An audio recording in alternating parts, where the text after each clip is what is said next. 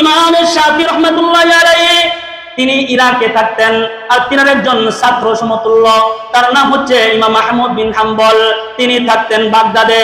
তো ইরাক থেকে ইমাম শাফি চিঠি লিখছেন ছাত্রর কাছে, বলে, ছাত্রজি, যদি তোমার সময় হয় তাহলে আমার বাড়িতে তোমাকে মেহমান নওয়াজি, তোমার একটু দাওয়াত করলাম, আমার বাড়িতে আসবা। উস্তাদের চিঠি পাইছে, উস্তাদের চিঠি পাইয়া চিঠির উত্তর দিয়েছেন, উস্তাদজি, আপনার বাড়িতে আপনি আমাকে দাওয়াত করেছেন, মেহমান করেছেন, আমি আপনার বাড়িতে অমুক তারিখে আসবো, আপনি থাকেন। সুবহানাল্লাহ, আমি আপনার বাড়িতে আসবো, আপনি আমার জন্য থাকেন। ইমাম শাফি রাহমাতুল্লাহি আলাইহি যখন চিঠির উত্তর পাইলেন, ইমাম শাফি ইরাকের গণ্যমান্য যত মানুষ ছিল, সম্মানী মানুষ ছিল, সমস্ত মানুষদেরকে ইমাম শাফি তার বাড়িতে ইনভাইট করেছেন, দাওয়াত করেছেন। সুবহানাল্লাহ। আর মানুষদেরকে বলেছেন, এই যুগের সবচেয়ে মুহাক্কিক, বুজুর্গ, বড় আলেম আসবে, যার নাম হচ্ছে ইমাম আহমদ বিন হাম্বল, আমার বাড়িতে তাশরীফ আনবেন। সুবহানাল্লাহ। আপনারা সকলেই যাইবেন, আপনাদের সকলকে দাওয়াত। ইমাম শাফি রাহমাতুল্লাহি আলাইহি দিনের পর দিন মানুষদেরকে দাওয়াত দিতেছেন। ইমাম আহমদ বিন হাম্বল আল্লাহর বড় বুজুর্গ, এমন একজন মানুষ আসবেন, এমন একজন মানুষ আসবেন। ইমাম আহমদ বিন হাম্বল কেমন মানুষ ছিলেন জানেন? তিনি ছিলেন একজন ফকি, তিনি ছিলেন একজন মুফতি। কেমন মুফতি ছিলেন, কেমন ফকি ছিলেন, বিশাল বড় আলোচনা এটা। ইমাম আহমদ বিন হাম্বল, আমরা যেরকম করি আলহামদুলিল্লাহ রাব্বিল আলামিন আর রহমানির রহিম মালিক ইয়াউমিদ্দিন, সূরা ফাতিহা আমাদের যেরকম মুখস্থ, মানুষ কি সূরা ফাতিহা ভুলে যায়? সূরা ফাতিহা মানুষের যেমন মুখস্থ ছিল, ইমাম আহমদ বিন হাম্বলের এরকম ভাবে 10 লক্ষ হাদিস মুখস্থ ছিল। ইমাম আহমদ বিন হাম্বল এমন একজন মানুষ, উস্তাদের দাওয়াত পায়া ছাত্র বাড়িতে হাজির হয়ে গেলেন। ও বিশাল বড় আয়োজন, বিশাল বড় আয়োজনের মধ্যে মানুষদেরকে, অন্য মানুষদেরকে খাবার দিলেন, দাওয়াত দিয়েছেন, খাবার খাওয়াইতেছেন। ইমাম আহমদ বিন হাম্বল তিনি খাবার খাইতেছেন, কিন্তু যারা সম্মানিত মানুষ এলাকার, তিনি সবাই ইমাম আহমদের দিকে তাকায় আছে। ইমাম আহমদ এত বড় বুজুর্গ, এত বড় আল্লাহর ওলি, তার খাবারের ধরনটা কিরকম আমরা দেখে শিখবো। আর আসতে কোন সুবহানাল্লাহ, তার খাবারের ধরনটা কেমন, কেমনে খায়, লুকমাটা কেমনে উঠায়, হাতটা কেমন করে ধরে, আঙ্গুলটা কেমন করে ধরে, এগুলো মানুষ অনুসরণ করে ইমাম আহমদ বিন হাম্বলের দিকে তাকায় আছে। কিন্তু আশ্চর্য বিষয় হলো, ইমাম আহমদ বিন হাম্বল তিনি তিনার খাবারটা, লুকমাটা, একটা লুকমা দেয়, একটা লুকমা দেওয়ার পরে আরেকটা দিতে থাকে। তার মানে একজন ক্ষুধার্ত মানুষ যেভাবে খাবার পাইলে, একজন পাগল মানুষ খাবার পাইলে যখন খাবার খায়, ইমাম আহমদ বিন হাম্বল এইরকম ভাবে একজন ক্ষুধার্ত মানুষের মতো, পাগল মানুষের মতো খাবার খাইতেছেন। ইমাম আহমদ বিন হাম্বলের এই খাবার খাওয়া দেখা এলাকার লোকেরা, গণ্যমান্য লোকেরা ইমাম শাফির কাছে গিয়া বলে, এক কথা একটা অভিযোগই করে বসছে। অভিযোগ দিছে কি? ওই আপনি বলছেন অনেক বড় বুজুর্গ, আল্লাহ বলি, মুহাদ্দিস, মুফতি, এত বড় একজন মানুষ, আমরা কত সুন্দর করে খানা খাই, আর তার খাবার দেখলে মনে করিল পাগলে খাবার খায় যে এরকম, উম্মাদের খাবার খায় যেরকম, ইমাম আহমদ বিন হাম্বলের খাবারটা খাওয়াটাও তো এইরকমই। কই, তার মাঝে তো শিকার কিছু নাই। ওই চাপনা বললেন, বড় বুজুর্গ ইমাম শাফি রাহমাতুল্লাহি আলাইহি দিলের ভিতরে একটু ব্যথা লাগছে।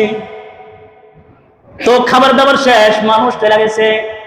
তো ইমাম শাফি তার সন্তান গুলারে ডাইকা বলছে, সাবধান হয়ে যাবি, বড় কিন্তু বুজুর্গ আলেম, কোন সময় যেন বিয়াদবি না হয়ে যায়, তার জন্য তুমি পানি, ওযুর পানি রেডি করে রাখবা। রাত্রে ওইটা যদি তাহাজ্জুদ পড়বার চাই, তাহলে তো ঘুম থেকে ওইটা পানি পাবে কোথায়? তাহলে পানির একটা লুডা তুমি তার ঘরের ভিতরে আগে থেকে রাখিয়ে দিবা। লুডা ছিলেন নি? লুডা ছিলেন?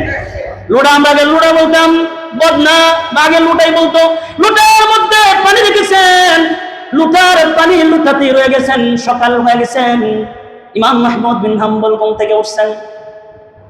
তো উস্তাদ তাকায় দেখে ওযুর পানি যেখানে রাখা ছিল, ওযুর পানি জায়গায় আছে, খরচ হয় নাই।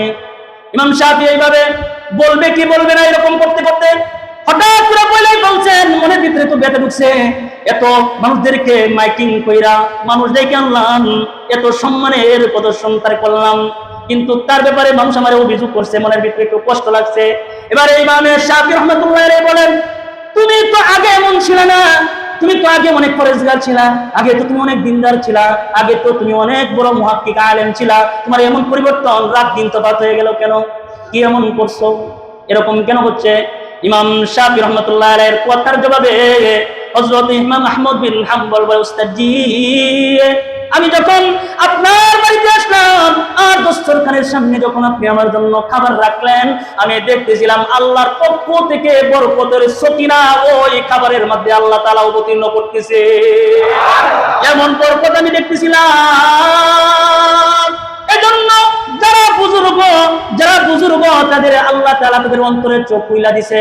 আমরা তো আমাদের তাহারত অর্থাৎ আমাদের এই দেহের চোখ দিয়ে দেখি, কিন্তু আল্লাহর ওলিরা হৃদয়ের চোখ দিয়ে দেখে।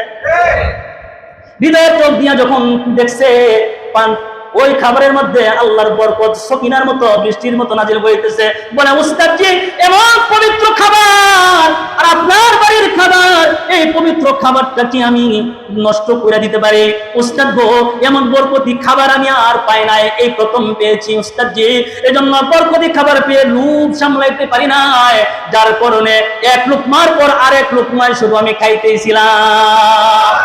উস্তাদ জি আবার ডাক দিয়া বলে, বুঝলাম তো বরকত ছিল এই জন্য তুমি তাড়াহুড়া করে খাইলা, কিন্তু আমার সন্তানেরা তোমাকে ওযুর পানি দিল, আমার ওযুর পানি তো তুমি ব্যবহার করলে না, অর্থাৎ তুমি ঘুমাইলা, ঘুম থেকে উইঠা তাহাজ্জুদ তো তুমি পড়লা না, তুমি তো ফজর পড়লা না, কারণ কি নাই, ওযুর পানি তো আছে, পড়লা না।